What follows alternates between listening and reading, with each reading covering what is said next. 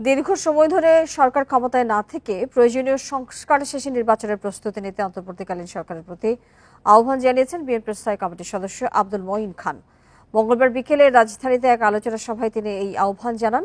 অন্তর্বর্তীকালীন সরকারের 2 মাস ও কার্যক্রম নিয়ে রাজধানীর গুলশানে আলোচনা সভার আয়োজন করে মিলেনিয়াম ইউনিভার্সিটি।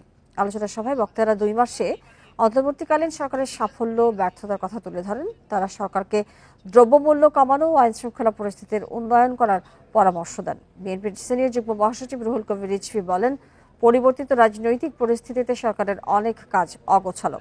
সরকারকে গুরুত্বপূর্ণ অগ্রাধিকার ঠিক করে কাজ করা উচিত। বিএনপির স্থায়ী কমিটির এই সদস্য ডক্টর আব্দুল মঈন খান বলেন, সবকিছু সংস্কার করা এই সরকারকে দায়িত্ব নয়, প্রয়োজনীয় সংস্কার শেষে নির্বাচনের প্রস্তুতি নিতে হবে।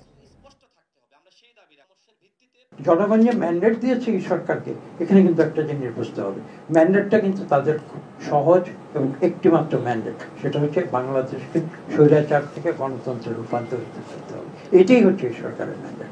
সরকার যদি এখন মনে করে আমাদের দুনিয়া সংস্কার করার ম্যান্ডেট আমরা নিয়েছি, আগামী 100 বছর হচ্ছে আমরা সেই দুনিয়া সংস্কার করবো, এই ম্যান্ডেট কিন্তু ছাত্র জনতা এই সরকারকে দেয়। ভালো কাজ করার তারা চেষ্টা করছেন না তা নয়, কিন্তু আরও যেগুলো করা উচিত ছিল বা করণীয় হওয়া উচিত ছিল, এই প্রায়োরিটিসগুলো নির্ধারণ করে সেগুলোর উপর কাজ করা দরকার ছিল। সবগুলোকে একসাথে নিয়ে কোনটা আগে ধরতে হবে কোনটা পরে ধরতে হবে, সেই ক্ষেত্রে একটা আমরা এলোমেলোর একটি জায়গা আমরা দেখছি, যেটা আমার মনে হয় যে সিস্টেমেটিক্যালি নিয়ে আসা উচিত ছিল।